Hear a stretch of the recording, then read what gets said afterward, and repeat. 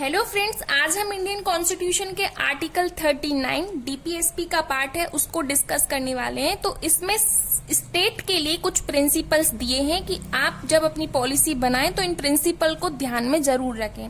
इसमें आर्टिकल 39 ए, बी, सी, डी, ई और एफ दिए हुए हैं। इसके अलावा फिर हमने लास्ट में 42nd कॉन्स्टिट्यूशनल अमेंडमेंट एक्ट 1976 के through article 39 sub clause capital A भी इंक्लूड किया है, ये डिस्कस करेंगे। तो सबसे पहले आर्टिकल 39 ए को डिस्कस करते हैं। तो इसमें बोला गया है the citizen have the right to an educate means of livelihood, यानी कि हर नागरिक के पास जीवन को जीने के लिए पर्याप्त संसाधन होनी चाहिए, यानी कि उन्हें कमाई का कुछ न कुछ जरिया दिया जाना चाहिए उनके जीवन को जीने के लिए। तो क्या स्टेट ने इस दिशा में कुछ काम किया तो है, जैसे कि मनरेगा स्कीम जो लेके आई गई है वो आर्टिकल 39 सब क्लॉज ए को ध्यान में रखकर ही बनाई गई है कि हर इंसान के पास कुछ ना कुछ कमाने का जरिया जरूर होना चाहिए। इसके अलावा article 39 B equitable distribution of resources of community for the common good, यानी कि हमें संसाधनों का समान बंटवारा करना है। इस तरीके से बंटवारा नहीं करना है कि अमीर को और अमीर बनाया जाए और गरीब को और गरीब बनाया जाए। हमें संसाधनों का समान बंटवारा करना है, यह आर्टिकल 39 सब क्लॉज बी का कहना है। इसके अलावा आर्टिकल 39 सी में ये कहा गया है कि हमें prevention of concentration of wealth and means of production, यानी कि हमें धन के संकेंद्रण को रोकना है।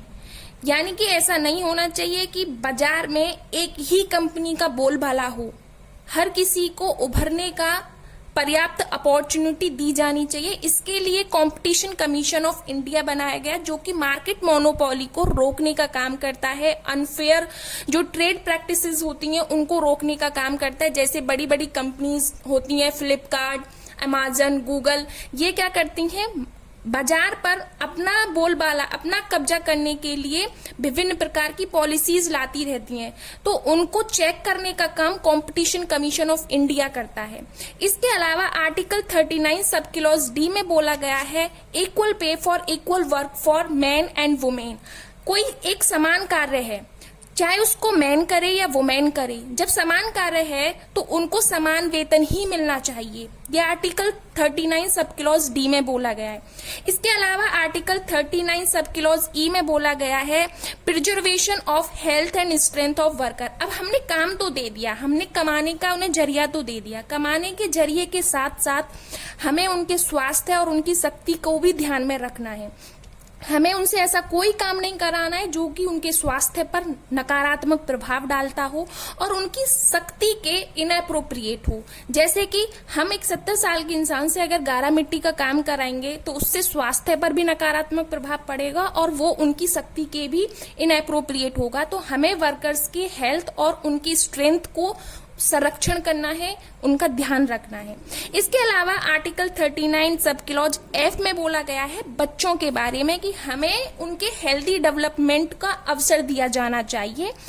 अब यहाँ पर जो हमने फंडामेंटल राइट में आर्टिकल 24 पढ़ते हैं उसमें भी यही बात बोली गई है कि हमें चिल्ड्रन को उन एक्सप्लॉयटेशन से बचाना चाहिए, यहाँ पर भी। लेकिन यहाँ पर दो बातें और जोड़ी गई हैं कि मॉरल एंड मटेरियल अबेंडमेंट से भी हमें उन्हें बचाना है, ये भी बात बोली गई है।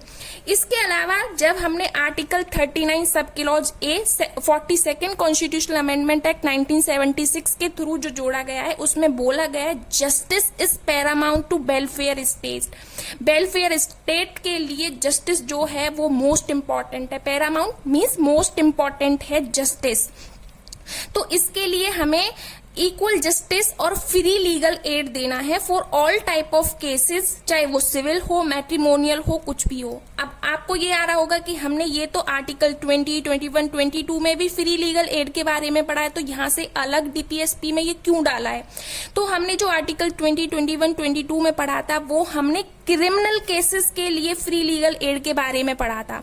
यहाँ पर जो आर्टिकल 39 सब क्लॉज ए में जो बात कही गई है वो हर किसी केसेस के, all type type of cases, चाहे सिविल हो, मैट्रिमोनियल हो, किसी भी टाइप का केस हो, उसके लिए आपको फ्री लीगल एड प्रोवाइड कराई जाएगी।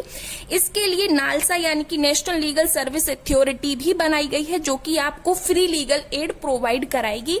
तो ये आर्टिकल 39 था। अगर आपको इससे रिलेटेड कोई क्वेरी है तो आप मुझसे कमेंट सेक्शन में पूछ सकते हैं। अगर आपको वीडियो अच्छा लगा तो प्लीज वीडियो को लाइक करना, शेयर करना और कमेंट करना और मेरे चैनल को सब्सक्राइब करना। Thank you so much for watching, keep watching.